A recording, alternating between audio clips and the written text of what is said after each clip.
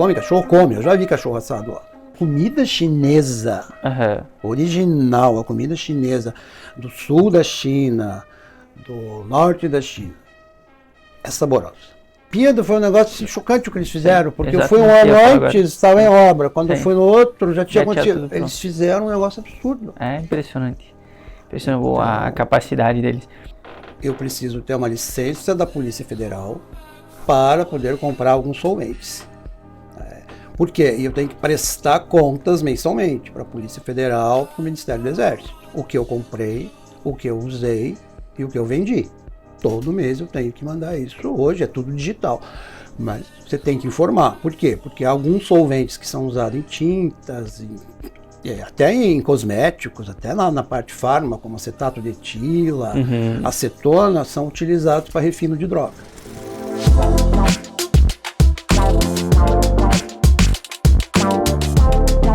Sejam muito bem-vindos a mais um ApoCast. Eu sou Eduardo da Luz, sócio e fundador do Universo Apo. Nesse bate-papo, temos o privilégio de estar aqui com Márcio Bianchini, que está à frente da Quimidrol, empresa com mais de 50 anos de atuação, referência na distribuição e fabricação de produtos químicos, cosméticos, odontológicos e saneantes. Seja muito bem-vindo, Márcio. Eu que agradeço a oportunidade e o convite. Estava falando um pouquinho aqui sobre indústria, né? Sou um entusiasta na indústria, sempre. Somos entusiastas. O que seriam os saneantes? Saneantes são produtos de limpeza. Ah, entendi. E é o principal produto, ou vocês entraram, parece que esse foi o último produto que vocês entraram? A Quimidrol, ela começou há mais de 50 anos com distribuição de produtos químicos fracionados, bicarbonato de sódio, nessa linha. E hipoclorito de sódio, que é um produto que a gente vende muito até hoje. Né? O hipoclorito de sódio 6%, 2,5%, 10%, que o pessoal usa para limpeza. Né? Limpeza, final de ano, fachada, calçada, as escolas aqui em Joinville, geralmente final de ano eles compram hipoclorito para limpar pátio, né? Porque o hipoclorito é cloro, limpa, mata, desinfeta. Sim. E durante anos a distribuição de químicos. Importava, fracionava e vendia, por exemplo, um ácido cítrico. Importa 25 quilos, fraciona em 1 quilo e vendia no varejo, nas lojas. Por quê? Porque às vezes o pequeno produtor, o pequeno comerciante, ele precisa uma quantidade menor. E a Quimidrol tem essa tradição de vender o fracionado, além de vender o a granel, né? 25 quilos, pallets fechados. E então ela iniciou com distribuição e hipoclorito de sódio. E aí passaram-se os anos aí, anos 2000, entraram com uma linha de álcool engarrafado. Álcool 46, álcool 70, toda essa linha, acendedor de carvão para churrasco, tem a marca Quimidrol, e na linha de solventes industriais, para a indústria. Então a Quimidrol ela é muito forte na distribuição de solventes. Nós temos uma tancagem, a gente armazena em tanques, fracionamos em tambor, em bombona, fazemos as misturas de tinners, de solventes. Vendemos o álcool também para as indústrias, álcool etílico, álcool de cereais, álcool neutro. Então, o maior volume hoje da Quimidrol, assim, qual é o principal negócio, qual que é o core da Quimidrol? É solventes. Álcool, isopropanol, acetona. Então, por isso o carro-chefe é a indústria. É a indústria. Entendi. Vaselina, glicerina. Então, a gente vende muito para as indústrias. Aqui na região de Joinville, álcool, tem muitas indústrias que usam, isopropanol, acetona. Então, é o carro-chefe hoje da Quimidrol. E pelo que a gente conversou um pouco ali, a tua trajetória foi na indústria química, inclusive, né? Foi na indústria química. Teve uma fração lá no início, na alimentício. 8 anos, 10 anos eu trabalhei com alimentos, com pesquisa, desenvolvimento. Até uma curiosidade na parte de alimentos, eu participei do projeto de alimentação do Amir Klink, da primeira travessia do céu, Olha só, que foi a Nutrimental que patrocinou. que legal. Embalei algum café da manhã para ele. E isso em que ano, Mike? Mal pergunta. 87, 88, Olha só, que foi legal. ali. Era antes dos 90, eu era estagiário, Sim, fazia sim. faculdade. Que legal. Aí depois, quando ele voltou, ele teve na Nutrimental, né, eu ganhei até um livro autografado dele. É curiosidade, né? Mas participei. Muito bom, muito bom. E aí depois a indústria química, né? Aham. 18 anos na indústria química. E foi a minha escola, minha pós-graduação, meu doutorado, meu pós-doutorado em indústria e toda a minha carreira ali nesses 18 anos que Foi na indústria. foi na indústria. Particularmente, tu teve em dois mundos na indústria, né? A gente, como eu falei ali, a gente atua muito forte dentro do têxtil, porque o têxtil é muito forte na região, não porque a gente é do têxtil, mas o têxtil é muito forte na região. Consequentemente, a gente tem uma carteira de clientes bem grande nesse segmento. Mas quais são as dificuldades que tu vê que a gente tá falando porque o químico, ele é muito difícil, no meu ponto de vista. Principalmente logística do produto químico, eu fiquei impressionado quando eu tive o prazer de entender um pouquinho por cima qual que tu vê a diferença da indústria química para uma alimentícia, nesse sentido, as dificuldades. A primeira coisa na química, dependendo do segmento, por exemplo, a minha grande experiência foi tintas industriais, onde a gente trabalha com solventes, com materiais que são poluentes, você usa material explosivo, Uhum. então a regulamentação. Eu preciso ter uma licença da Polícia Federal para poder comprar alguns solventes.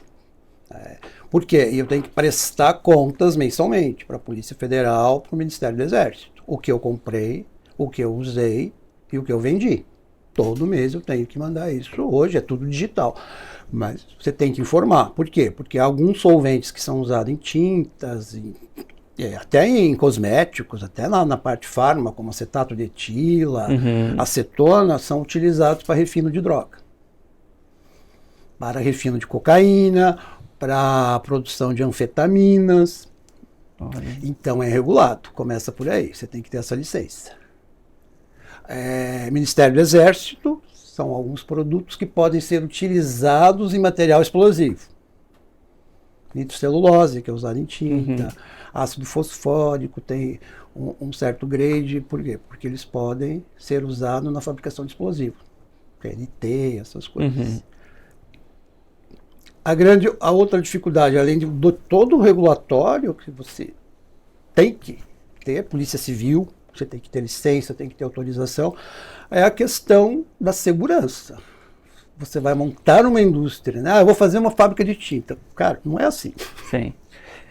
É equipamento, motor anti-explosão, aterramento, sistema de prevenção de descarga atmosférica, equipamento de segurança para os operadores, para os funcionários que vão estar em contato, a parte de controle de saúde ocupacional.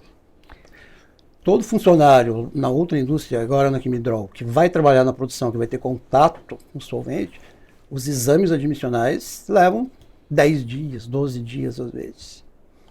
Porque vai fazer exame de sangue, vai ver como é que está, se tem algum teor de solventes. Por quê? Sim. Porque quando ele sai, ele vai fazer o demissional. Sim. Então você tem um contraste. Custo. Um funcionário do administrativo, ele vai lá, o médico mede a pressão, olha, beleza, tá com o ASO na mão. Sim. Um funcionário para a área produtiva, demora até 12, 15 dias, porque ele vai fazer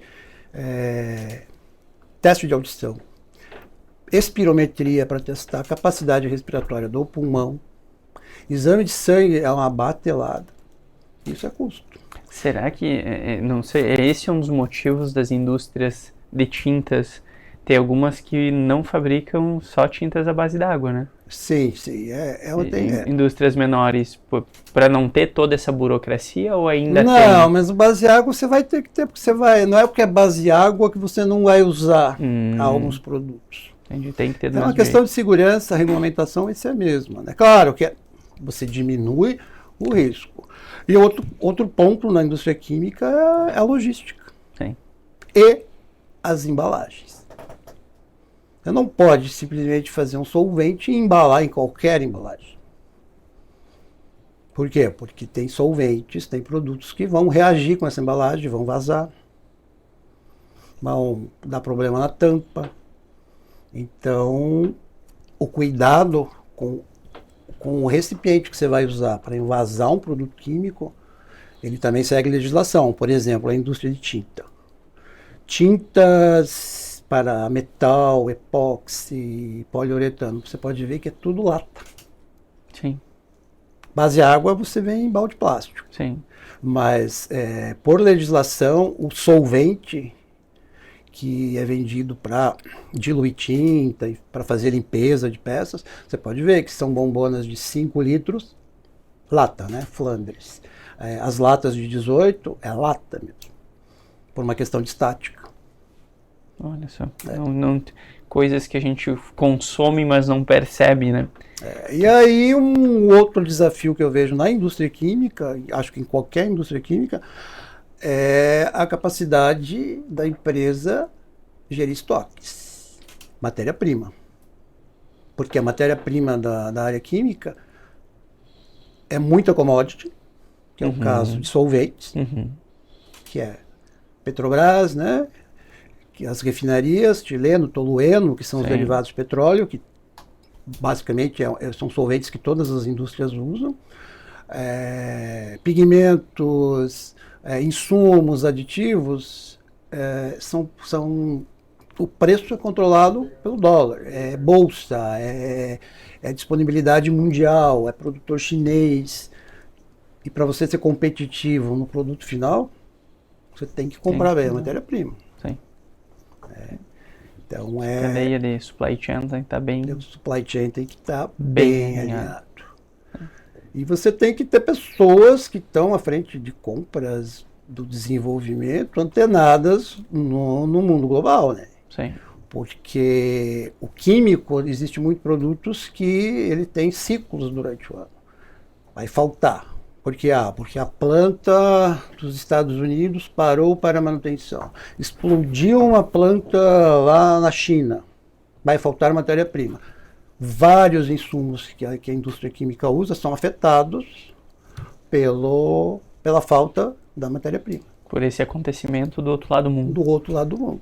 Por exemplo... Quem seria a pessoa que fica de olho nisso dentro de uma indústria química? Comprador. Comprador, diretor. Sim. Por quê? Porque você tem que estar acompanhando alguns indicadores, né? Existe o ICES, que seria o indicador mundial do mundo químico. Então, lá você consegue acompanhar o preço de solvente, o preço do dióxido de titânio, o preço de insumos, né, que vem de fora. Tem muito produto que o Brasil não produz. Resinas, dióxido de titânio, por exemplo, que é usado em tudo. Dióxido de titânio é um pigmento branco que é usado em tinta para fazer o filme. Só que o dióxido de titânio é usado em papel, é usado em remédios, cápsulas, pasta de dente, e aí vai. Entendi. Por ele ser abrasivo, ter algumas características. E os maiores produtores é a China, então você tem que importar. Sim. E não tem como fugir da China hoje, né? Não tem. Já chegou aí pra lá? Então, China eu fui já 8 vezes. 8 vezes? 8 vezes. Foi para Canton Fair ou foi desenvolver outros fornecedores? Na indústria anterior, que era de tintas, a gente chegou a um momento que ou nós íamos nos tornar competitivos no mercado, porque a concorrência já estava trazendo matéria-prima de fora, já estava importando, a China já não era mais aquela coisa distante, né? E aí o dono da empresa era uma pessoa com espírito altamente empreendedor, com uma visão. Ele chegou e falou: Marcos, vamos para fora, tem que ir para fora. Se a gente não for buscar matéria-prima, nós temos que sair na frente. E aí ele falou, se vira.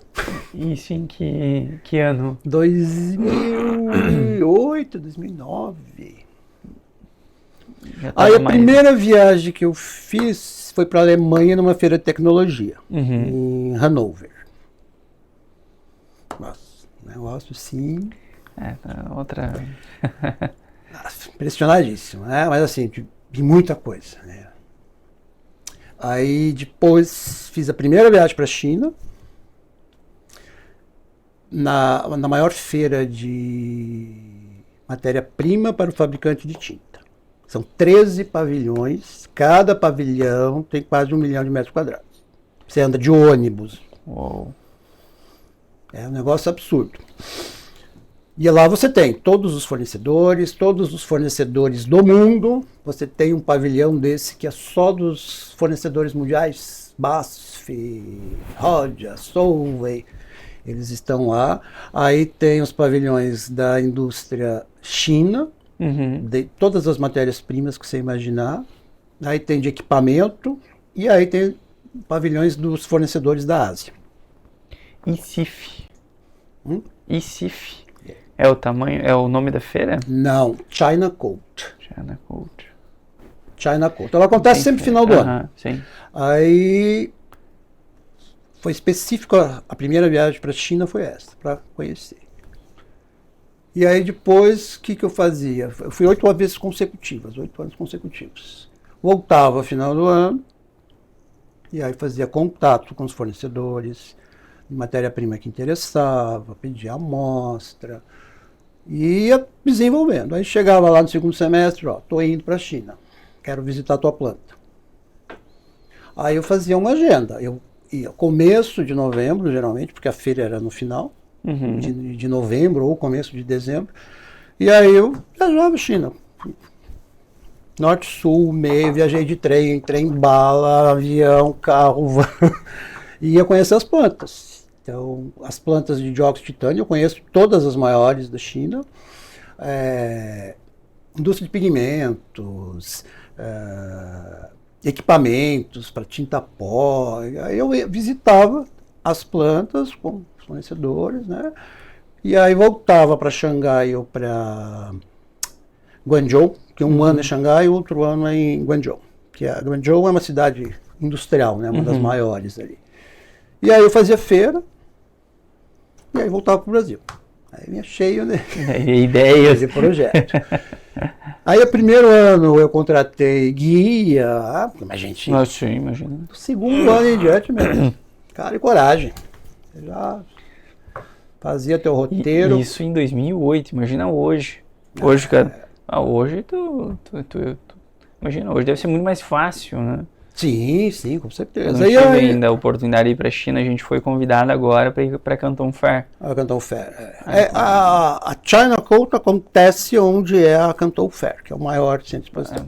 E aí, durante daí, fomos trabalhando isso, trazendo matéria-prima, negociando com os chineses. Por quê? Porque o chinês te dá um valor Sim. totalmente diferente quando você vai até a planta dele. Eles te agradam, eles te levam, eles te dão presente. Um dia eu falei, mas gente... Te levam mais a sério. Mas sabe o que o chinês respondeu para mim? Você tem que ser tratado como um deus. Você é nosso cliente e você atravessou o Oceano Atlântico para estar aqui na nossa fábrica. Uau. Uau. Muito bom. Sabe? Então você vê, e realmente eles têm Esse respeito. esse respeito. Não é à Eles têm toa esse que respeito. eles têm entre eles, né? Tu vê toda essa questão do... Porque existe também você fazer contato, manda amostra, não, sou o maior, né? Porque assim, o chinês é muito, né? The big, the most. E casos de você falar lá, por julho, agosto, estou indo para a China, eu quero visitar a tua planta. O cara some. Por quê? Porque é trade, não é fabricante. Entendi. E um cuidado que nós tivemos neste trabalho de trazer matéria-prima, de importar direto, era comprar direto do fabricante. Eu nunca tive intermediário nas importações, nunca teve uma trade. Sempre eu negociei direto com o produtor. E sempre depois de conhecer a planta. Porque aí você vai se certificar de que realmente é produtor, você conhece a planta, você vai negociar direto com a fábrica. Tu vê se existe a empresa Se existe a efetivamente. empresa, e isso te dá segurança. Por Sim. exemplo, teve o dióxido de titânio que a gente importava muito, eu comprava com 120 dias pós-BL para pagar. Sim, Por quê? Confiança. O chinês não vende 120, é difícil. sim. Ou ele quer antecipá-lo, ou ele quer 70-30, ou no máximo 30-60. Mas você construir uma relação de confiança, de parceria, você está tranquilo. Teve um desenvolvimento que nós fizemos de comprar tinta de impressão offset pronta, vinha da China já em caixas com o rótulo da empresa, com o endereço, era só chegar e distribuir. Foi um trabalho que eu desenvolvi, fui 2 vezes na fábrica, acertar a embalagem. Então, vale muito a pena, eu acho que China. A gente já desmistificou a ideia de que já passou-se a época que a China era produtos... já passou-se a época. Não, já foi. Existe, é óbvio, sim. Existe. Mas na parte de químicos, de insumos, muitas dos grandes fabricantes, como a AkzoNobel, BASF, Ciba, eles levaram plantas para lá, eles compraram plantas lá, então melhorou muito. A tecnologia, a parte de controle. Eu visitei muita indústria de tinta lá também. Marcava, o pessoal recebia. Então, e assim, é outro mundo, né? E a característica de negociação, porque eu nunca tive a experiência de negociar com alguém, mas dizem que eles são muito duros, no sentido de é isso, acabou. Não. Um pouco diferente do brasileiro, que é mais... Ou não? Não. Eles são do negócio. O que eu observei nesses anos? O que a China fez? Ela investiu em pessoal, em vendedores, em representantes das indústrias jovens, faixa de 25 a 35 anos. Pessoas que estudaram comércio internacional, que se especializaram, e são essas pessoas que estão à frente das negociações hoje. São essas pessoas, você vai ver que você vai qualquer feira que você for, você vê chinês, geralmente é nessa é jovem, é nessa faixa. Verdade. Por quê? Porque o governo incentivou as pessoas a fazerem comércio internacional. Isso foi uma chinesa que me falou, uma fornecedora. Então, e aí eu comecei a observar, realmente, feira é esta faixa. Quando você chega numa indústria, eu já visitei indústrias, que eu conversei com o CEO, tinha um intérprete, mas a negociação, quem te buscava no hotel, quem te levava, quem negociava preço, produto, era pessoas mais jovens. Você conversava com os general manager, que eles falam, o CEO da empresa, que eram pessoas, né? Porque lá existe um respeito muito grande para a pessoa acima de 40, 50, 60 anos, né? Eles valorizam muito a experiência. Então, todo grande general manager, CEO, é uma pessoa mais velha. Então, existe o respeito. Mas você percebe isso, que eles meio que ocidentalizaram a mão de obra. Por quê? Porque senão não Sim. Não ia, porque as pessoas realmente, eles dependem o chinês muito, é fechado. Sim, exatamente. Então, eles vendem muito mais para fora que para dentro. Que para dentro. Então eles precisam dessa... E a última vez que eu fui para a China foi em 2018. Já era outro, já estava muito diferente do que foi lá em 2008, 2009. Ali. É impressionante como eles se desenvolvem. Eu aderi, estou com um carro, um BYD, e eu falei pro pessoal da concessionária, deve ser muito bom vender isso daí, né? Eu falei, vocês não são vendedores, vocês são um tirador de pedido, porque tu entra no carro, se tirasse a marca BYD na frente daquele SUV e colocasse BMW, ia para 600 mil reais o carro. É Tranquilo. impressionante o que eles evoluíram num espaço de 8 anos, 10 anos. Os carros da Chery também. E a gente estava discutindo isso, a gente falou... E a gente não está falando de mudar o layout de uma pizzaria, de uma hamburgueria, a gente está falando de mudar o layout de uma indústria mundial. Adaptar o design mundial dos carros. E eles fizeram isso em 8 anos. 8, 10 anos no máximo. E hoje tu olha os carros assim... Eu fiz o test drive em outras, na Ford, naquela Territory, não sei... Nada mais ficava legal. Tirando o custo-benefício da gasolina, porque eu ando muito na rua, né? Então, 1.200 km com um tanque. Construção civil, eles constroem prédios em 20 dias. Sim. Na Olimpíada foi um negócio assim, chocante o que eles fizeram, porque foi um exatamente, ano antes, estava em obra. Quando foi no outro, já tinha acontecido. tudo Eles fizeram um negócio absurdo. É impressionante. A capacidade deles. Diz que agora está tendo algumas questões que as indústrias são muito subsidiadas pelo governo, né? Então agora parece que o governo está tirando o pé um pouco, principalmente nas indústrias de carros elétricos, né? E diz que em 2026 vai dar um rebuliço de indústria aí fechando de carro elétrico por conta desse subsídio que está saindo, né? Mas a BYD não, que é a detentora da cadeia de baterias e tudo mais. Mas realmente eu acho impressionante assim, o que eles... Estados Unidos, União Europeia, a gente vê muito valor agregado nos produtos deles. E geralmente a China era muito preço, era essa característica que eu via, né? E hoje a gente consegue ver uma China brigando por valor agregado também. E você percebe a evolução, a modernidade. Sim, é indiscutível. Metrô em Xangai, em Guangzhou, é um negócio absurdo, é absurdo. Sim. Você está em Xangai, eu digo, parece que você está em Nova York. Sim. Você tem tudo, né? Loja, sim. Restaurante, comida, 27 milhões de habitantes. Nossa. É um negócio absurdo. Os hotéis são totalmente ocidentais. A comida na China, não sei o que, existe. Cara, come cachorro, come. Eu já vi cachorro assado lá. Nossa. Mas isso é uma tradição, isso é o gay. Mas assim, a comida chinesa, original, a comida chinesa do sul da China, do norte da China, é saborosa. É gostosa. Eu aprendi a comer. Porque quando você fala em China, você pensa em quê? Em espetinho de grilo, em cobra, em cachorro. Não, a culinária deles a culinária deles é muito, muito, muito, muito gostosa. E também a gente tá falando ali numa região mais central, né? Tu pega mais interior, que muito provavelmente vai achar uma pobreza maior, daí quem sabe...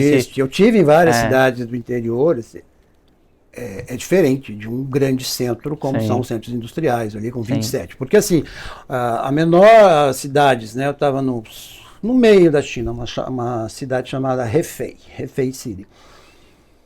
Aí o chinês conversando, a gente saiu para jantar, ele falou, eu falei, quantos habitantes tem nessa cidade? Aqui tem pouco, não tem muita gente, aqui é só 8 milhões. Assim. E a gente fugindo de cidade com 800 mil, 1 milhão de habitantes. 8 milhões, aí ele falou, para nós, 8 milhões não é baixo, porque 27 Xangai, não sei quanto lá, 15, tudo acima de 10, né? E aí no interior da China, não, o interior da China aí você tem aquela realidade, assim, né? Outras realidades diferentes, né? Sim. E tu comentou que vocês negociavam tudo, essa questão com... Não vale...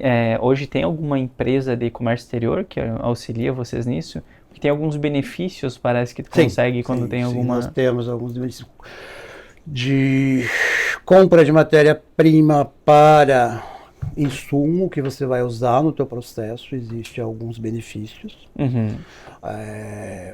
Compra de insumos que você vai revender, também existem alguns benefícios por causa do ICM, né? Alguns anos atrás, o ICMS de importação, para acabar com a guerra fiscal nos estados, ele ficou 4%, né? Então, depende de onde você traga, é 4% que você vai pagar. Mas existe. Isso é interessante a indústria entender Sim. a tributação que ela está e o que pode aproveitar de benefício. Estudar a diferença. Que o Rafa, que é um conhecido nosso da Inglobal, ele comentou que a maioria das pessoas não contratam os serviços deles por redução de custo. Ele falou que, mas é uma redução de custo que não faz sentido, porque tu tem benefícios por estar... E você tem que ter um despachante aduaneiro. Sim. Hoje, cada vez está ficando mais automatizados os processos, né? Já não é aquele papel do despachante que ia lá levar. Mas você precisa ter alguém com conhecimento. Porque, às vezes, você compra de trading, aí você compra CFR, compra CIF, mas tem que estudar muito. Sim. Se você tem um volume, teve um ano que nós fizemos isso na outra indústria, quero comprar tudo FOB. O chinês não vende FOB. Claro que vende FOB. Eu que escolho. Não é? Sim. O Incoterm pode ser FOB, pode ser CIF, pode ser CFR, pode ser Ex-Work, depende. Sim. Quem vai assumir o risco. Não, quero FOB. E passamos a negociar, quero FOB, preço FOB. Não, por quê? Porque existe ali, né, a fábrica com o armador, com o despachante, com o agente de carga. Então você comprou o CFR, você pega o pacote pronto. Quem está pagando lá é o chinês. Aí você vai ver, você tem demurras 10 dias. Aí você tem free time 5 dias. Já foi negociado pelo teu fornecedor. Sim. Agora, quando você pede FOB e você tem um agente aqui que vai buscar um agente de carga, você vai cotar o frete direto com o armador. Você vai definir o tempo de demurras do container. Aí você vai pedir 30 dias, não vai pedir 10, porque senão você fica pagando, porque nem sempre você libera em 10 dias. Sim. Às vezes tem processo que demora mais, cai sim. num canal amarelo, num canal Sim. vermelho, demora. Aí você começa a pagar demurras, é um absurdo o preço da demurras. Isso você vai ter que contabilizar lá no custo. O que seria o demurrage? É o tempo de devolução do container. Entendi. Porque o container é do armador. Sim. Entendeu? Sim. Então, às vezes, o teu fornecedor lá, para ficar mais barato, ele dá 10 dias. Só que daí, chegou o container, liberou, Sim. demorou, vai para minha fábrica e eu tenho que voltar esse container e fazer devolução. Se 10 dias eu não pago. Sim. Foi negociado. Mas eu devolvi com 11 dias, Um dia. eu vou pagar os 11. Sim. Então, essa negociação aí, quando você contrata direto com o armador. E todas as outras despesas, né? Sim. Porque frete, né? Você paga marinha mercante. Na época era 25% do valor do frete. A taxa de marinha mercante que você pagava, chegou o teu container, você quer liberar, você vai pagar 25% do valor do frete. Parece que mudou agora. Mas quando eu estava bem ativo nessa parte, era 25%. Então, um frete de $1.000, $10.000, 25% para a marinha mercante, dá quanto? Sim. Aí você começa a somar essas pequenas economias por processo, multiplica por 12. Sim. Nós fizemos uma economia naquele ano de quase R$700 mil. Muito bom. Que são detalhes. E essa, agora pegando até um pouco ali da pandemia, porque tu assumiu ali 2019 e tu comentou que foi no final ainda, né? Então, foi em outubro. Tu tava 4, 5 meses na empresa E fechou tudo. começar o trabalho, e começamos, então tinha toda uma proposta de processos, de entender, foi bacana. Sim. E aí eu morava em Curitiba ainda, então eu vinha na segunda de manhã, trabalhava a semana inteira aqui, sexta-feira eu voltava para Curitiba, passava o final de semana e voltava na segunda. Fiquei 8 meses nesse vai e volta. Aí veio outubro, novembro, dezembro, final de ano. Aí um monte de projeto. Aí eu estava com um projeto grande com a Arauco do Brasil, que produz placa de MDF. MDF, é isso. MDF para móvel. Sim. Nós desenvolvemos uma dispersão de pigmento, dióxido de titânio, base água, que eles usam para impregnar o papel que vai no MDF branco. Essa é uma especialidade, que é uma coisa que a Quimidral vem trabalhando muito, especialidade química. Então isso é uma especialidade de um segmento de quem produz MDF. Tem 3 empresas no Brasil que fazem isso. A gente vendeu para as 3 já. Sim. É um produto que assim, as pessoas não sabem que existe. Então você tem que ser do meio, tem a oportunidade. E aí tocamos esse projeto, começamos em janeiro, primeiros testes. Aí fevereiro, aí começou, né? Aquela coisa, será? Foi muito rápido, né? Mas assim, tranquilo, todo mundo tranquilo, trabalhando. E aí, março, dia 17, se eu não me engano, fechou tudo. Né? Aí começou. Aí foi aquilo que ele parou. Não tinha ônibus, não tinha restaurante, fechou tudo. E começou a demanda álcool 70. Teve dias no início, quando fechou, nós tivemos que desligar a central telefônica. Porque era o dia inteiro o pessoal querendo comprar álcool. Aí eu falei, o que a gente vai fazer? Eu estava ali entendendo como é que funcionava a indústria. Nunca tinha trabalhado com álcool contaminante, com Anvisa. Aí o nosso diretor executivo, ele, vamos ver. Aí, como a gente tem contrato com fornecedores de álcool e ele conhece bem o meio, conhece os fornecedores, a gente começou a comprar álcool. E eu chegar na fábrica de manhã, até 8 carretas de álcool lá para descarregar. E começamos a produzir álcool gel, álcool 70. Aí nós temos as lojas, né? Tem uma loja em Joinville, 2 lojas em Curitiba. Então, álcool gel para suprir. Toda. E assim, aí produto. Anvisa, você precisa de notificar, você precisa registrar produto. Mas aí a Anvisa, ela liberou o registro para empresas, liberou a indústria de tinta para produzir álcool gel. Nós chegamos a terceirizar com uma indústria. Aquela indústria fazia, no auge da pandemia, 20 toneladas de álcool gel. Eu mandava os containers, mandava a matéria-prima, ele produzia e devolvia. E nós produzíamos na fábrica. Só que a Quimidral ela não estava com uma estrutura fabril, porque ela tinha um misturador, não tinha uma entrada de alta. Tinha que ser 280, 300, não tinha. Mas não tinha equipamento. Tudo isso a gente foi fazendo. Eu preciso de um dispersor. Chamava o cara, traz o dispersor. Construímos uma subestação de energia nova para entrar alta. Na pandemia. A gente investiu muito na pandemia. Imagina liberar essa subestação na pandemia. Compressor de ar, era um compressor, tipo oficina. Olha só. E aí, vamos comprar envasadora automática, porque o envase era todo manual. Imagina. E, cara, trabalhamos muito. E o pessoal, os funcionários pegaram junto ali. Aí não tinha ônibus, nós tínhamos os carros de representante. Aí fazia mutirão de funcionário, vai com o Gol, você vai lá para a Zona Sul, esse aqui você leva, entrega esses, busca de manhã, e foi a pandemia inteira assim, até normalizar a questão de transporte. Apontaram todos os canhões para...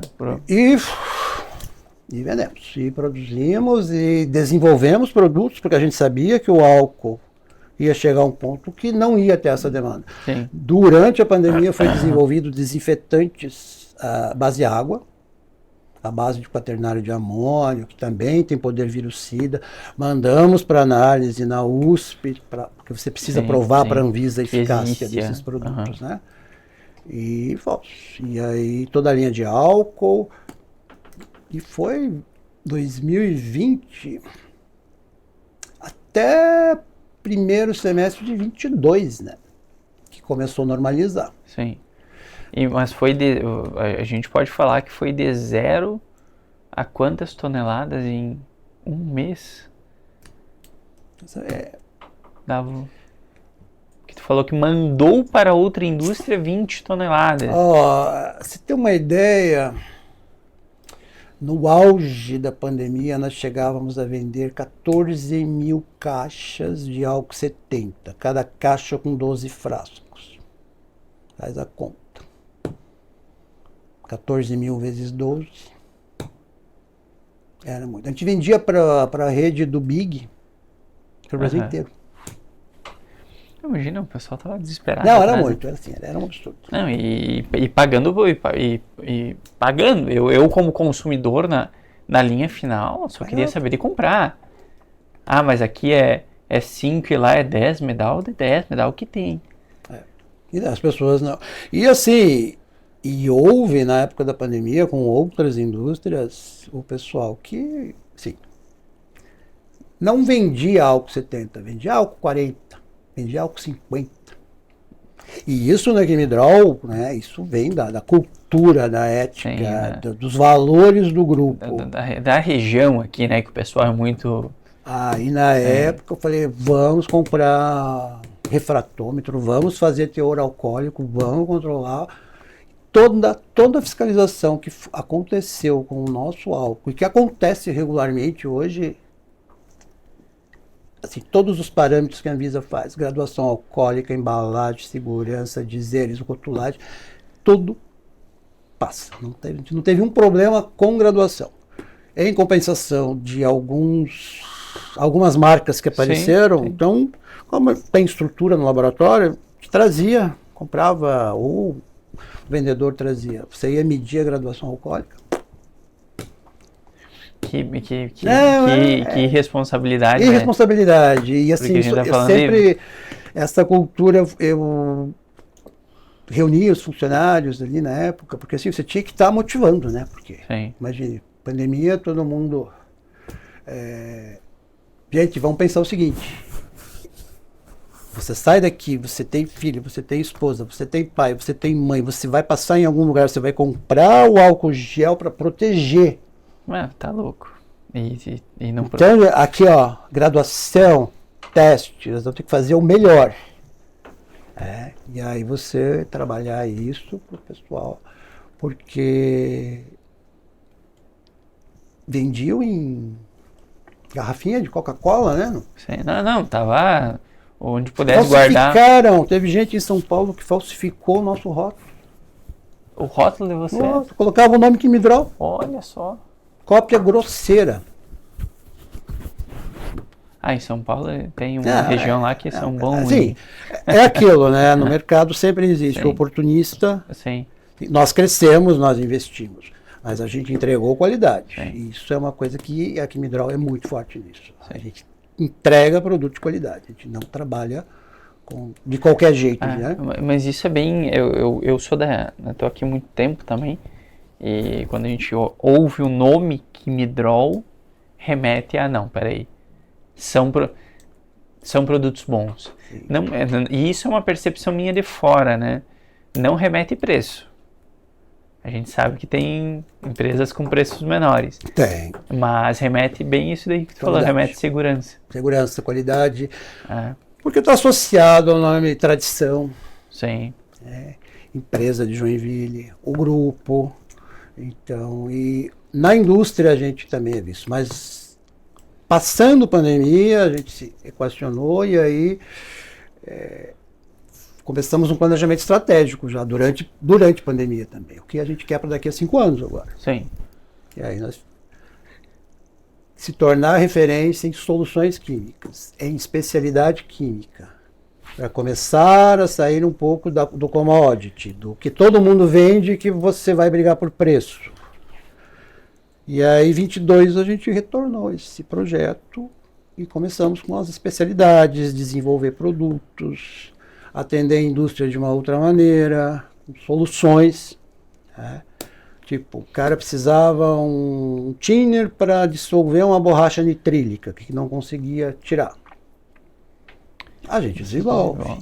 Então, mostrando que a Quimidrol ela tem a estrutura para atender a tua necessidade, fazer uma solução química, né? Um solvente, um produto, um removedor, dentro da nossa expertise. Isso não gera que quando o produto, quanto mais engenheirado o produto, menor é a escala de venda que tu tem desse produto, né?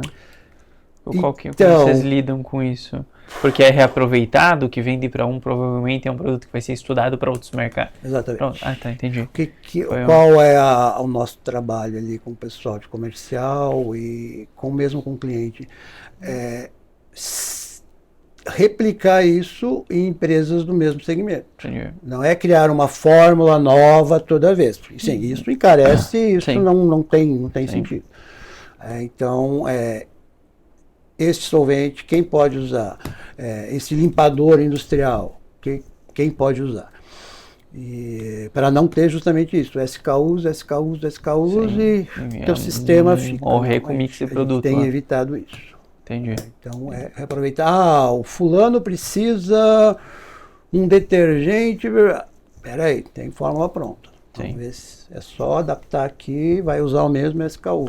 E vocês estavam com provavelmente a quantidade produtiva desse produto na pandemia estava aqui, fechou, caiu, e o maquinário, vocês conseguiram reaproveitar para outros?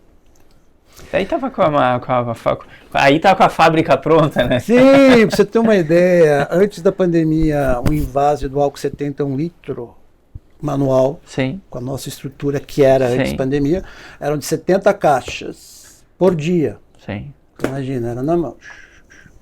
Com a envasadora automática, hoje a minha capacidade para produzir álcool 70 é de 1.000 caixas dia.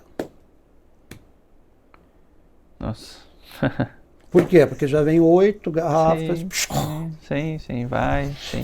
E a gente manteve, né? A gente voltou ao ritmo da pré-pandemia, aumentou a venda do álcool 70, do álcool perfumado, dos desinfetantes, mas sim. Mas mantivemos o faturamento de pandemia, isso é importante. Sim, muito bom. Agora vamos... Não. A gente baixou, caiu a venda do álcool, dos produtos, mas a gente manteve o patamar de faturamento crescendo. E cresceram quantos por cento, em porcentagem, mais ou menos, na pandemia? Uns 50%? Por aí. 50% é a média do que a gente tem ouvido. Isso, talvez um pouquinho mais, um pouquinho menos, mas nessa média. A gente nasceu na pandemia, aqui. E eu tava atendendo cliente de ônibus, porque eu não tinha carro na época. E fechou os ônibus, eu não tinha como atender cliente. Daí pra nós, no fim, foi bom, porque daí o pessoal começou a fazer reunião, porque a gente não... Tu imagina atender a indústria. Tu vai falar com o cliente, não quero ir aí, eu quero que tu me atenda por videochamada. No começo foi bem difícil. Foi. Como assim por videochamada? Eu quero apertar tua mão. Obviamente hoje voltou um pouco, né? O presencial tá contando muito, né? Precisa. Eu vejo assim, nesses 6 anos eu consigo fazer um traçado. O mundo mudou. As indústrias mudaram. Se você pegar pré-pandemia, pós-pandemia e hoje, o que aconteceu em termos de tecnologia, de modalidade de trabalho, inteligência artificial, a gente teve um boom, porque a pandemia acelerou, né? Sim. Acelerou. Coisas que estavam lá incubadas ou estavam em desenvolvimento, aconteceu, né? Sim. Essa questão do home office, que hoje já está voltando, mas tem muita gente. Sim. A minha esposa, ela trabalhava em Curitiba, presencialmente, ela é controller financeira de um grupo lá, e aí veio a pandemia, fiquei 8 meses, e aí chegou, o que vamos fazer? Um apartamento em Joinville, um apartamento em Curitiba, meu filho já tinha saído de casa, Sim. vamos para Joinville. Faz sentido. Fui falar com o dono da empresa, vou para Joinville e tal. Aí ele falou, trabalho de home office, daí ela começou. Sim. Ele falou, você já não está em home office desde março? Sim. Vamos tentar? E isso é característico de uma pessoa com mais maturidade, que sabe lidar com a divisão do tempo bem. Que está até hoje trabalhando em home office. Ela é controle financeiro, no grupo tem 3 empresas. Sim. Então ela trabalha muito com a parte de planejamento dela Sim. e trabalha aqui de Joinville. Sim. Vai uma vez por mês para lá e às vezes nem vai. Sim. E trata direto com a diretoria, né, com o dono da empresa. Sim. E deu super certo. Olha aí. Então, são as mudanças. A gente discute muito sobre isso, mas na indústria é muito difícil, né? Não dá, não tem como. Eu digo, eu não senti pandemia. Sim. Porque a gente trabalhava. Tu não parou, não parou. Imagina, ainda mais a indústria química fornecia álcool, né? Não parou, então você não sentiu. Na verdade, tu trabalhou mais na pandemia do que fora da pandemia. E fui pegar a Covid lá em 21 só. Tu pegou o Covid ainda? Mas Sim. deu... A gente foi. Aí eu fui o primeiro da equipe ali que ficou, porque daí também teve gente de comercial e coisa que foi para home, a gente tentou reduzir o máximo, né? Mas o pessoal de comercial, laboratório, P&D, produção, eu fui o primeiro, aí eu fiz uma reunião, lembro até hoje, com todo mundo, e eu já estava contaminado. Daí no dia seguinte eu já me afastei, porque já estava ruim. Aí começou, fulano, Beltrano, Ciclano.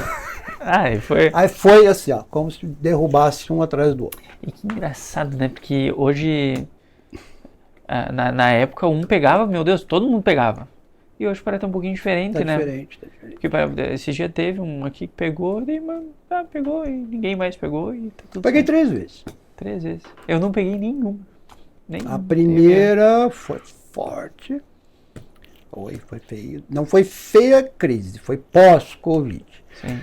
Afetou muito a respiração, como não, falam que é? Eu tive um apagão, eu fiquei 10 minutos inconsciente. Eu saí do meu apartamento com uma ambulância, acordei no hospital da Unimed. Uau. Foi pós-Covid. Mas assim, o neurologista depois falou assim, sabe o que aconteceu com você? Primeiro, esquece Covid, vai caminhar, vai andar, vai viajar, vai cozinhar, vai aprender a tua vida. Já passou. Uhum.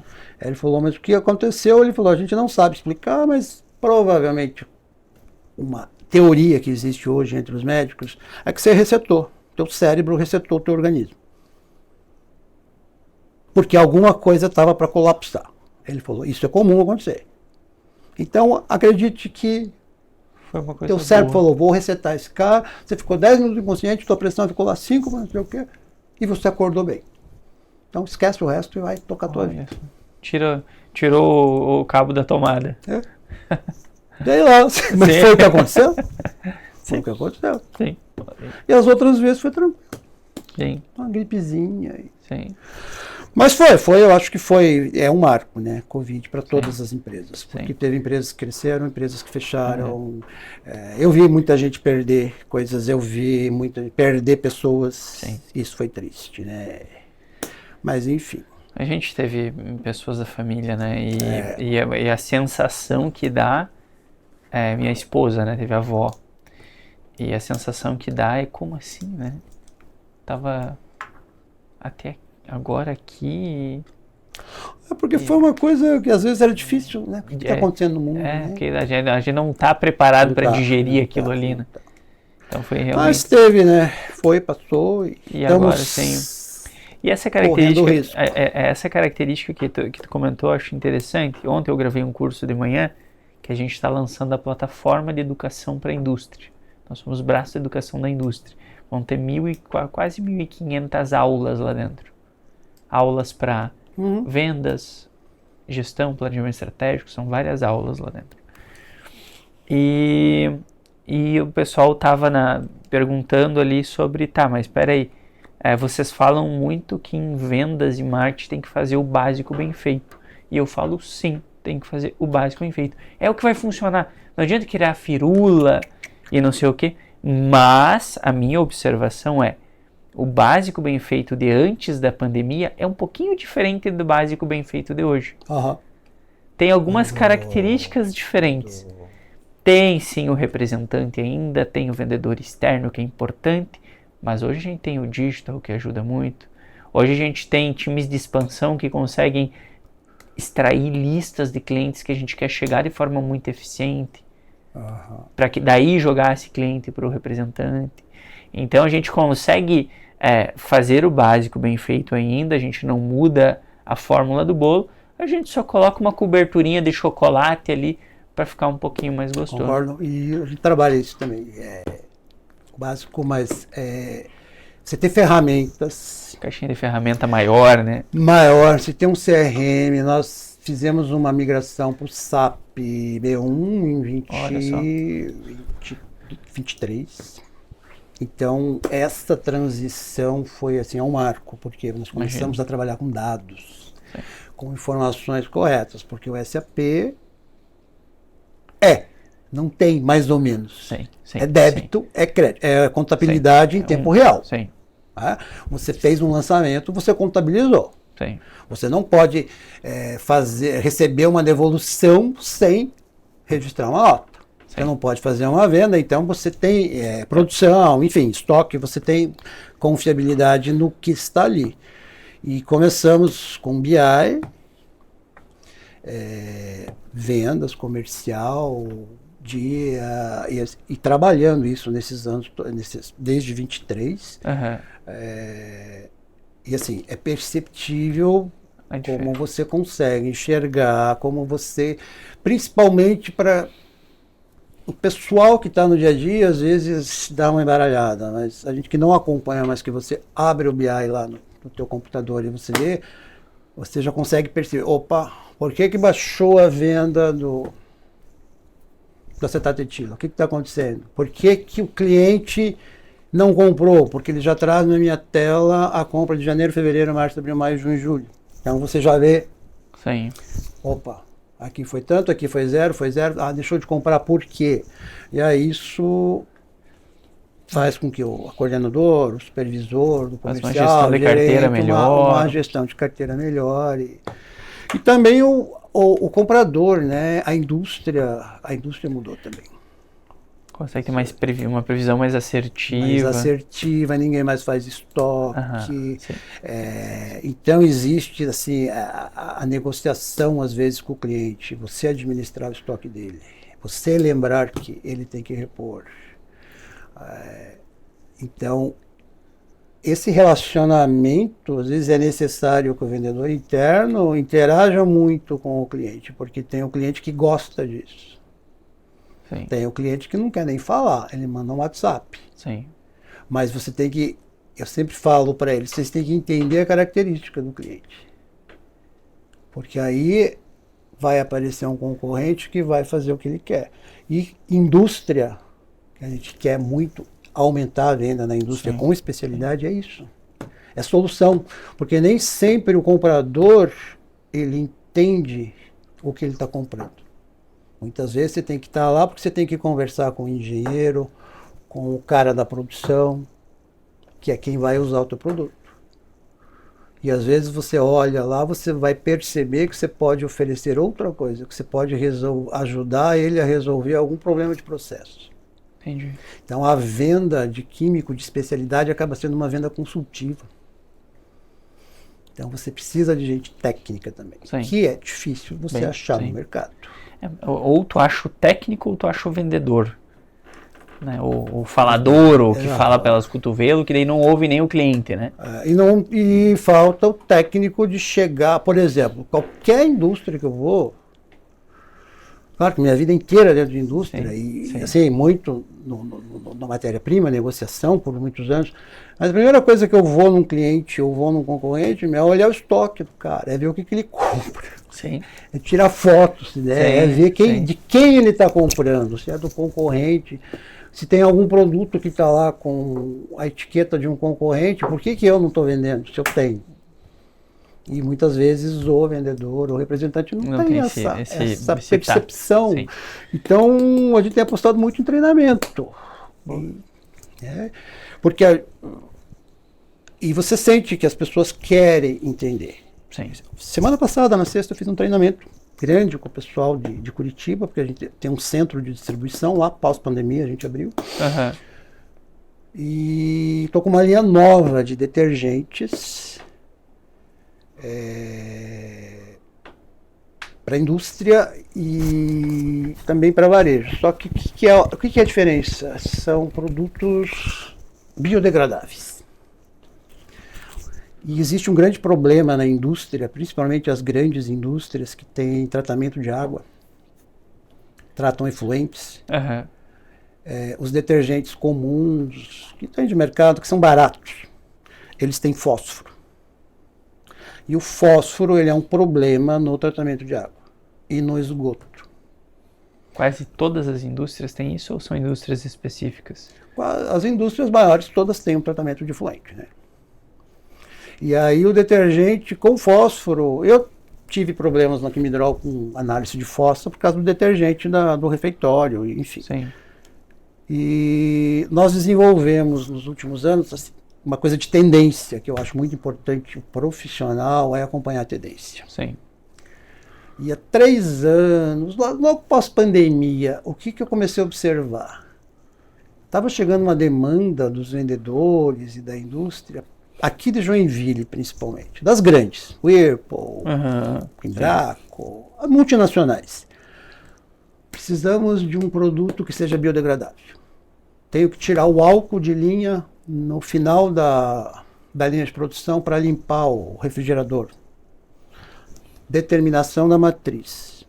Por quê? Porque lá fora, Europa, Estados Unidos, a legislação com solventes é muito rígida, né? Uhum. E começou a aparecer muito isso. O segurança do trabalho não aprovou porque tem chileno. Precisa de alguma coisa que seja menos tóxica, ou que não seja tóxica, ou que seja biodegradável. E aí eu fui assim, acompanhando isso, eu falei, pô, isso é uma tendência, né? Já era uma tendência, mas assim, está muito frequente. Sim. E eu fiz, ano retrasado, eu fiz um pós-MBA que eles chamam em Trends Innovation. Uhum. É um módulo que chamam de pós-MBA, que você tem que ter no mínimo 2 pós, você tem que ter um cargo de liderança no mínimo 8 anos para você poder se inscrever. Mas você vai ver as trends, quais são as tendências. Então você vai para o comercial, para o recursos humanos, para o P&D e você se reúne uma vez por mês, no final de semana, com executivos, com pessoas da indústria que querem se atualizar, mas não querem fazer pós. Sim. Então, deu-se o nome de pós-MBA. E você tem um grupo de pessoas ali, vários empresários, pessoas da indústria. Eu tive assim, foi muito bom a minha turma, eu fiz em Curitiba, porque eu tinha gente da Volvo, eu tinha gente de indústrias, tinha jornalistas da Globo, e então ficou uma turma não homogênea, mas heterogênea. Uhum. E dali, então, assim, aguçou muito essa coisa de acompanhar a tendência, né? Tendência, vai olhar o relatório Focus do Banco Central toda segunda-feira. O que mostra a tendência? A tendência é para 2026 do dólar, do PIB. Então, você começar a entender esses indicadores, você não precisa ser um economista, um especialista, mas você vê por quê? Porque a tendência do PIB para 2026 está baseada em quê? Nos dados da indústria. O Instituto Focus ele vai lá e ouve o empresário, qual é o nível de satisfação, o que ele acha. Então ele mede o mercado, né, com os indicadores de NPC, IGPM, enfim. Sim. Isso te dá Então essa coisa de tendência é muito importante. E eu comecei a desenvolver. O primeiro produto que eu desenvolvi foi um desengraxante biodegradável, a linha Bio nossa. Até tá nos posts de LinkedIn, tem até um depoimento que foi postado ontem da cliente que usou o produto. É interessante. É um desengraxante totalmente biodegradável, registrado na Anvisa, laudo de biodegradabilidade, totalmente atóxico e remove graxa e gordura. Você pode substituir o querosene. Por exemplo, retífica de motor, usa querosene geralmente para limpar aquelas peças. Sim. Você pode usar esse base de água para fazer a mesma coisa.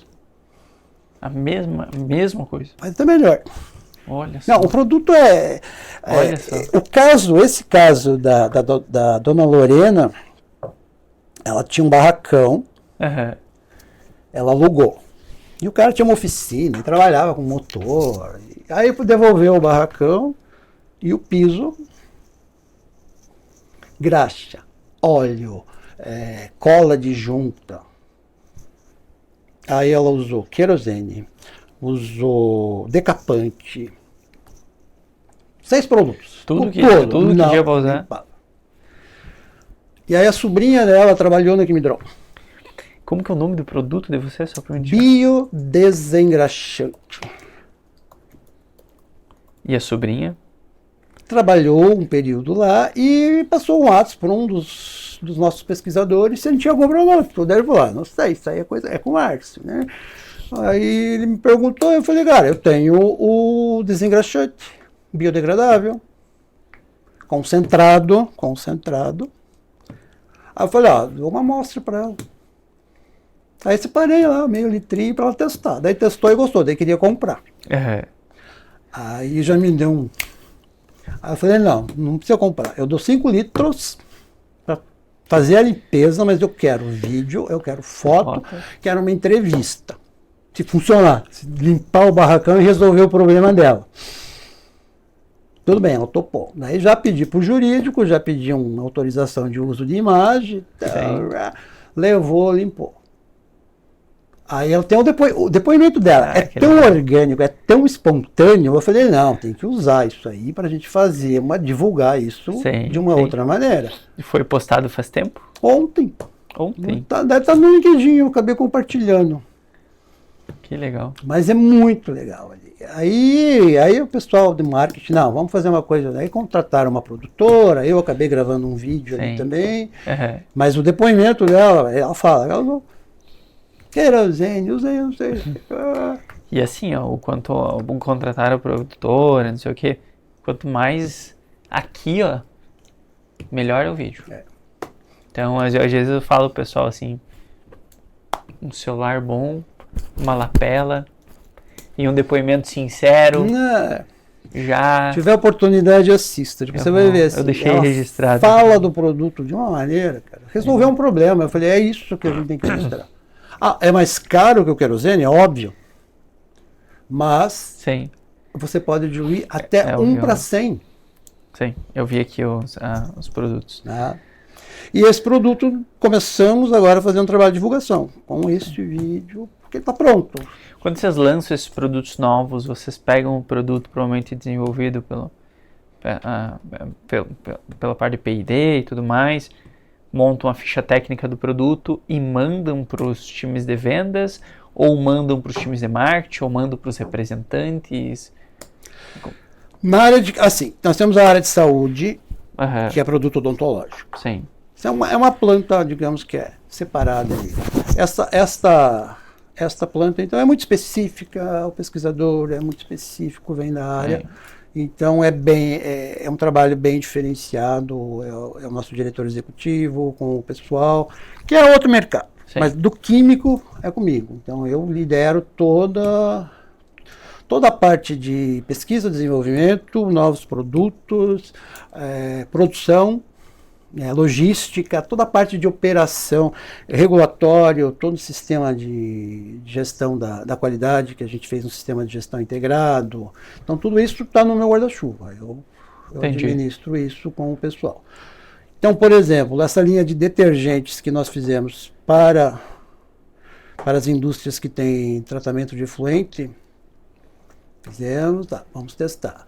Uma multinacional grande, quando a gente falou que não tinha fósforo, já se interessou. Eu quero. Mas eu quero documentação. Eu formulei o produto, já tinha testado, já tem uma indústria que compra esse produto, mas era uma finalidade. E aí quando apareceu essa coisa, eu falei, opa, aí eu mexi na formulação e adaptei, ficou igual e atendendo a legislação. Aí tem o pessoal do regulatório, da qualidade, que vão fazer toda a documentação.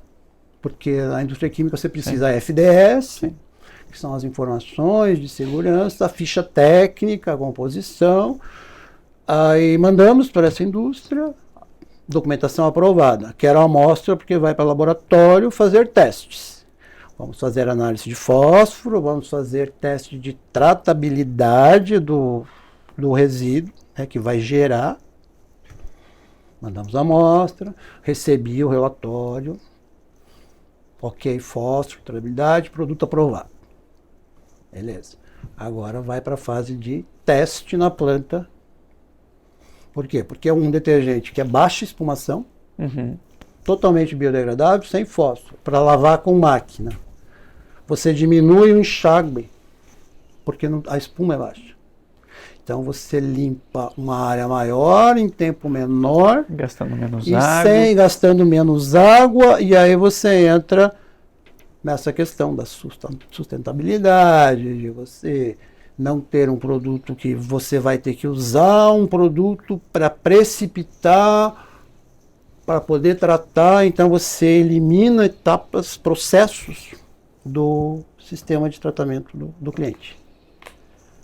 Então, estamos homologando, já tem indústrias comprando, e tem outro detergente que nós aprovamos o pessoal que lava fachada de prédio.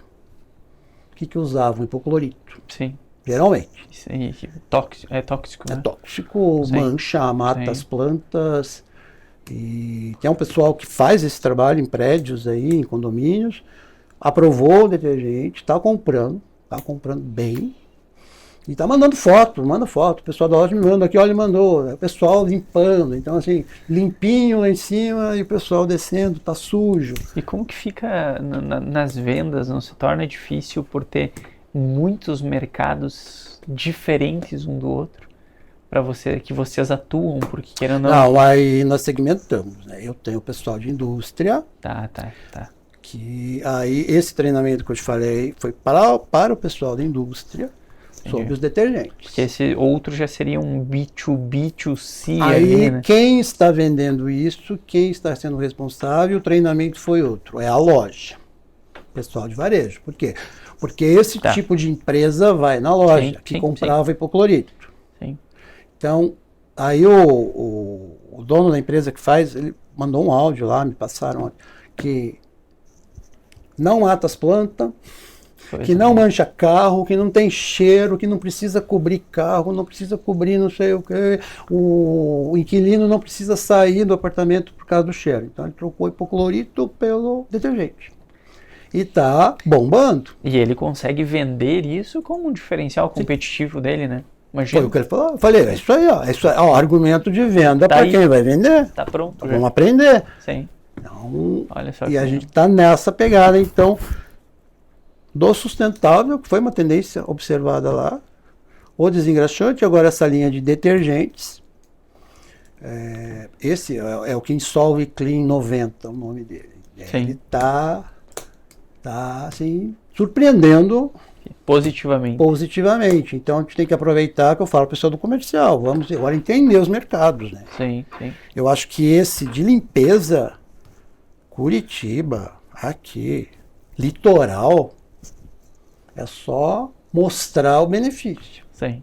Porque tá ali, não foi, eu desenvolvi o produto, é isso. Não, foi quem usou o produto. Tá? Tem as fotos dos funcionários pendurados lá limpando. Sim. E do benefício que ele teve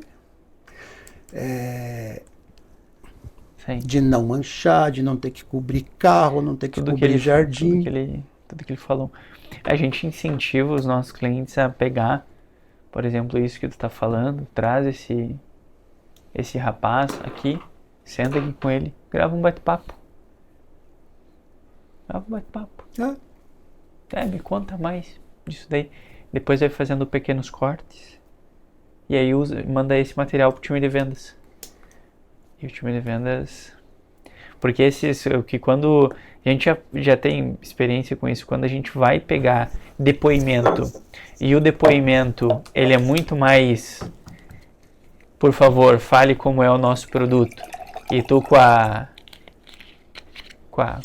câmera aqui na cara da pessoa, fala do nosso produto. A pessoa vai ficar toda dura para falar, né?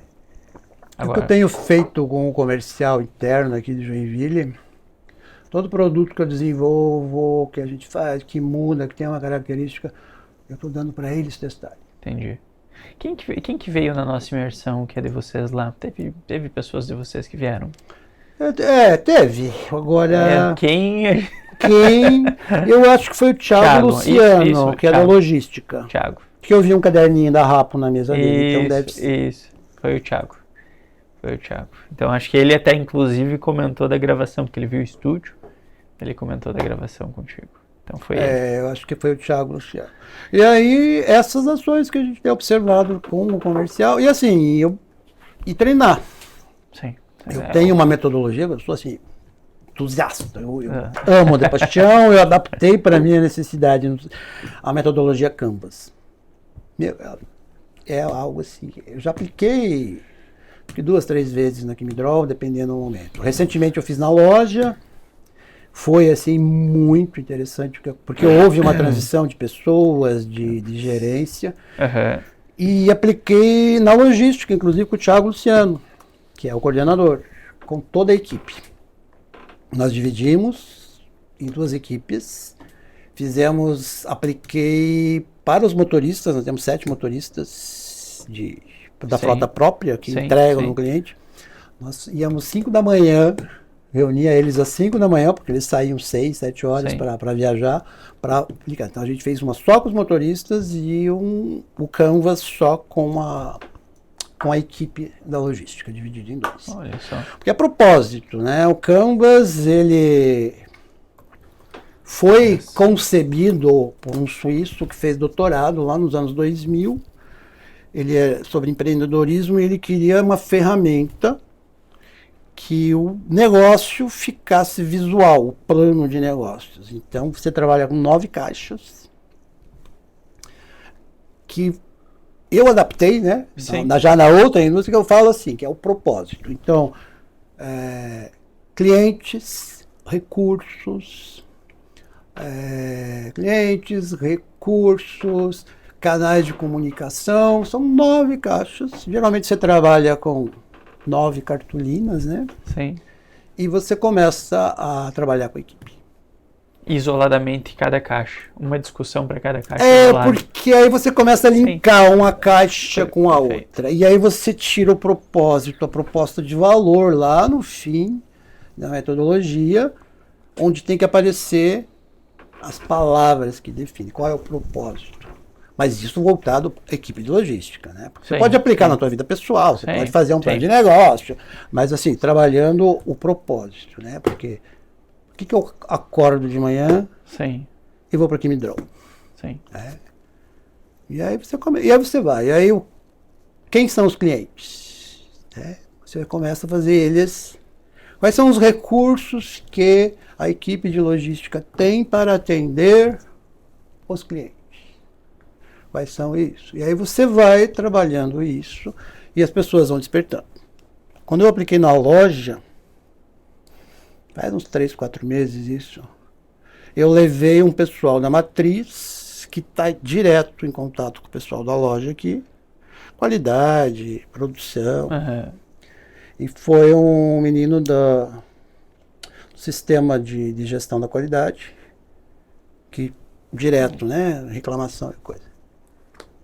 E a gente trabalhou toda essa metodologia. E assim, o pessoal participou muito e começou a entender o que era a loja, o que era a matriz. Envolver para engajar. E vamos trazer qual é o propósito, qual é a proposta de valor que a gente tem, porque matriz e loja Kimi Shop é uma coisa só.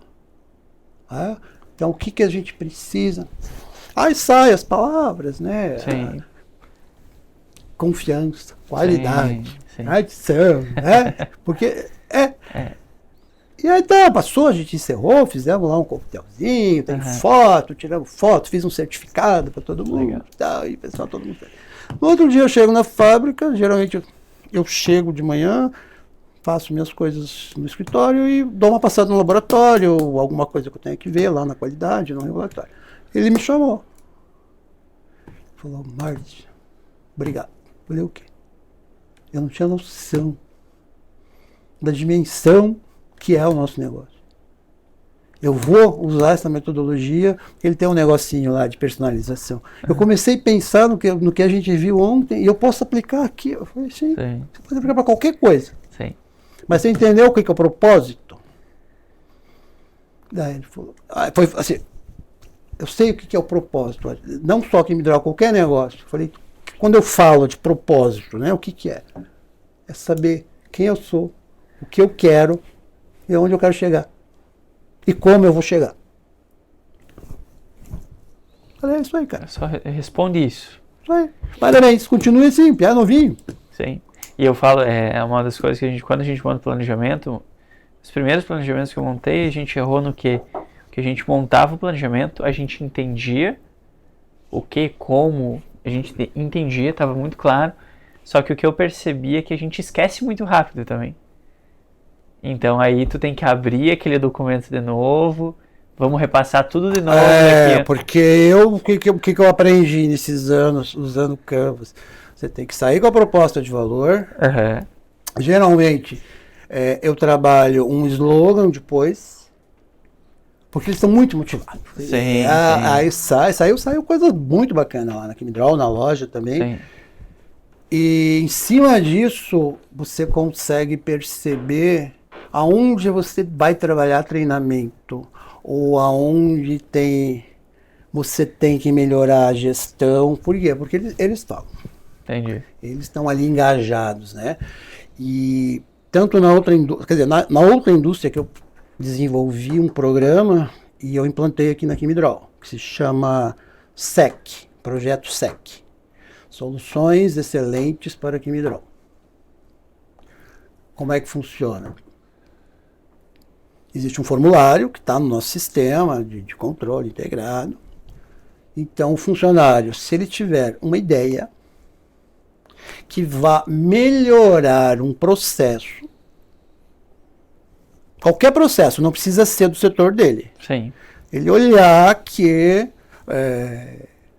lá na área da saúde, eu acho que se eles trocar a maçaneta de redonda para quadrada, vai ficar mais fácil. Vai melhorar o processo. Aí tem um comitê mensal, que analisa as propostas, porque daí eles preenchem, deixam com uma pessoa, isso vai para o RH, e aí marcam uma reunião, geralmente é dia 15, 18 de cada mês. Aí eu participo, e aí os gestores de área, se foi da produção, se foi da logística, foi do controle, aí a gente se reúne, discute as ideias, porque ele coloca a situação atual e a situação proposta. E a gente avalia. Caso seja implementada, ele ganha R$200 no salário do mês seguinte. Por isso que a gente faz até o dia 20. Aí, se ele... vou implantar a tua ideia. Aí, a gente divulga, o pessoal de marketing faz... quer ver? É para você entender. E aí, no final do ano, todas as ideias que foram implantadas, as pessoas que deram as ideias, a gente faz um sorteio, só entre elas, de um prêmio bom. Por quê? Porque ela participou, ela viu, ela deu ideia e foi implementada. E todas as pessoas que contribuíram com ideias participam de um sorteio também, para estimular a participação, né? Sim, sim.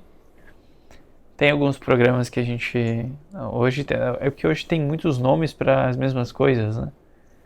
E aí isso a gente conseguiu engajar bastante pessoas.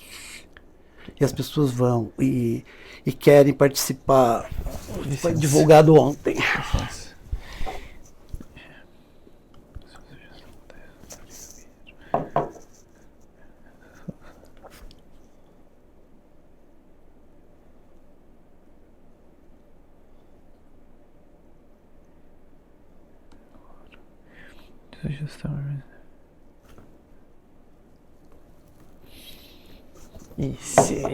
Posso ler uma delas aqui?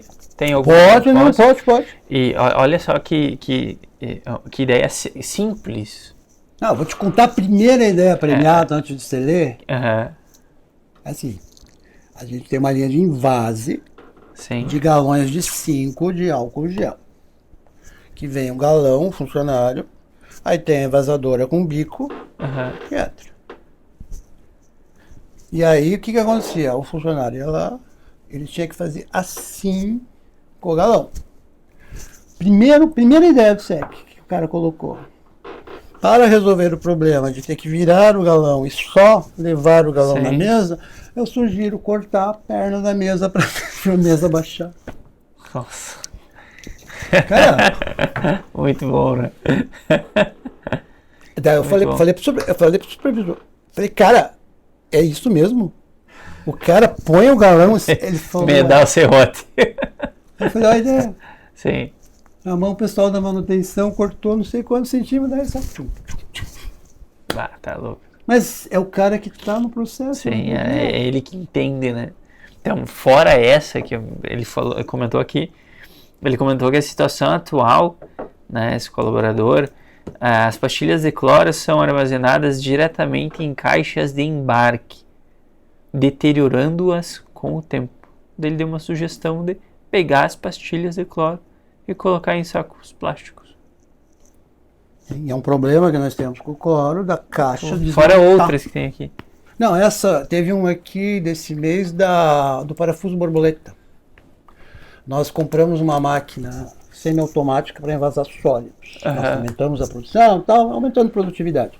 Só que você precisa de um produto, um bicarbonato por um cloreto de cálcio, por um percarbonato. Você tem que abrir para você poder limpar, higienizar para entrar outro. E os parafusos E o que ele sugeriu? Em vez de usar o parafuso com chave, usar a borboleta. Eu falo, envolver para engajar, né? Tu tira muita coisa boa, né? Então, o que acontece? O funcionário que dá as ideias que está ali, ele se torna protagonista da coisa. Sim, ele sim. sente parte, Sim. ele resolveu, a gente divulga, tem o sorteio no final do ano, então... Muito bom. E a iniciativa foi de quem? Quem que teve a iniciativa desse projeto? Eu criei esse projeto na outra empresa. Lá era o projeto Ser. Entendi. Muito bom. Deu muito certo lá na outra empresa. E aí aqui eu falei, não, vamos implantar o SEC. Não, soluções para Quimidrol. Para Quimidrol, né? Sim. E pra gente até encerrar, acabamos um bate-papo muito bom essa parte que eu gosto muito disso. E a gente tem umas perguntas finais. E essas perguntas... se tu pudesse voltar no tempo, e dar um conselho para ti quando estava lá naquela indústria de alimentos, pudesse dar um conselho para ti mesmo com a experiência que tu tem hoje, qual seria o conselho que tu daria?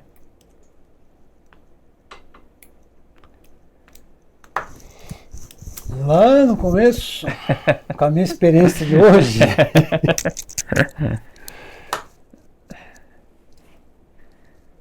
É difícil, cara, mas eu acho que com a minha experiência de hoje lá, eu acho que eu ia falar muito sobre o desaprender e aprender, ou se adaptar, ao ser resiliente. Sim.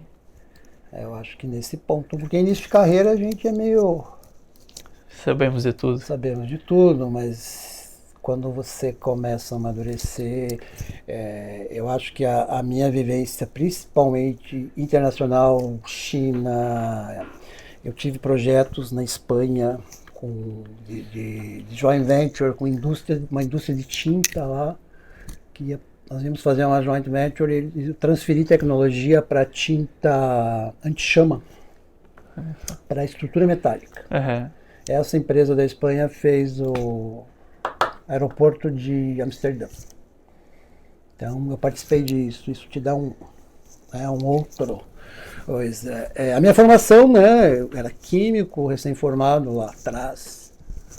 Os cursos que a gente fazia na época era o curso do Sebrae, né? Curso industrial. E assim, era um trabalho muito bom, era o que tinha. Era de muito liderança, bom, só bom. que se você olha hoje, a liderança mudou. Não existe mais autocrata, democrata. É outra realidade. Sim.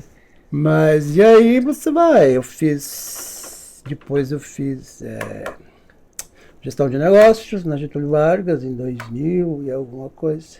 Aí quando eu comecei esse trabalho de viajar, supply, fornecedor, fiz negócios internacionais na FAI, eu tenho que entender. Sim. Não é que eu vou discutir com alguém se eu não tenho noção, né? Fiz um relato senso em negócios internacionais. Quando eu vim para Quimidrol, Anvisa, é o quê? Acostumado com tinta, com químico pesado, agora você tem um regulado, tem que entender, cosmético. Sim. Fiz uma especialização em engenharia cosmética no Instituto Racine, São Paulo. Olha só. 2 anos e meio, terminei em 23. Tinha aula online, tinha aula presencial nos laboratórios lá. Foi uma experiência. Você imagine, pessoal recém-formado, 27, 30 anos. Sim. E eu marcho lá com 54. Resumindo, é continuar aprendendo. É isso aí. Você não pode parar. Sim. E depois disso, terminei a engenharia cosmética, daí eu fiz o Trends Innovation. E foram 8 meses também estudando. E não dá. Eu acho que o conselho que eu daria para mim era continuar estudando. Porque ou você vai se adaptar às mudanças, você pode ter IA, você pode transformar, você pode fabricar, mas ainda eu acredito muito que você só vai conseguir unir tudo isso com gestão de pessoas. Porque são pessoas que vão estar lá ligando, desligando ou dando ritmo ao trabalho. E pessoas têm sentimento, têm problemas, têm frustração, né? Têm ambição. Então, cada um com seu problema, a vida particular, mas dentro da indústria eu acho que a gente precisa. Eu faço questão, quando eu entro na indústria, de cumprimentar os funcionários. Bom dia, Vilmar. Bom dia, Joana. De falar o nome deles. E isso eu observei nesses anos de carreira, isso faz a diferença. Muito bom. Bom, Márcio, queria te agradecer, muito bom o bate-papo. Agradecer por compartilhar tanto conosco. Quer deixar alguma mensagem final? Algum conselho para os executivos que nos ouvem, que são da indústria também, são um pouco mais fechados com inovação? Já vi que tu já tem uma cabeça totalmente diferente para a inovação. Eu sou entusiasta. Tem uma que eu fiz agora recente, né? Eu fiz uma certificação em IA. Olha aí. Fiz um baita num projeto lá com o IBMEC. Legal. Você tem que entender, então, o que eu deixo para os executivos. Primeira coisa, pense em pessoas. A gente depende de pessoas. São elas que vão executar qualquer coisa. Estude. Se atualize. Porque você já pensou, você está numa conversa, você está numa feira e as pessoas discutindo sobre IA, sobre não sei o quê, sobre tendência. E tu perdido? Uma coisa que eu sempre falo em todas as minhas palestras, nos meus cursos, na época que eu estava na docência lá em Curitiba também, estude inglês. Não precisa, porque eu me viro. Cara, estude inglês. Você vai precisar. Se você almeja crescer na carreira e atingir outros objetivos, estude inglês. Inglês é importante. Porque tudo que você vai ter de material é em inglês. Você vai se atualizar em inglês. Você vai numa feira. Eu tive um funcionário, foi na feira aqui da metalurgia aqui. Eu cheguei lá, o chinês veio falando inglês. Não entendi nada. Ninguém saí. Não falei nada, mas assim, você veja, isto essa pessoa que está num cargo precisa. Só o fato de chegar numa feira e não conseguir se comunicar é meio que imperdoável no mercado global hoje, né? Sim. Claro, dependendo do teu grau de responsabilidade. Então, o conselho que eu dou para os executivos é isso: estudar, se atualizar, e correr atrás e pensar nas pessoas. Eu acho que a gestão é tudo. Muito bom. Gestão de pessoas. Bom, Márcio. E agradeço o convite. Imagina. Falo demais, né? Quando eu começo a falar, não paro, mas... Que bom. Foi tranquila a gravação? Foi seu primeiro podcast, no formato de podcast? Foi o primeiro. O pessoal fala, é bem tranquilo. No fim, até o pessoal esquece que tem câmeras aqui. Né? Vira uma conversa. É isso aí. Muito obrigado Muito pela bom. participação. Eu quem agradeço. E assim nós encerramos mais um ApoCast. Valeu!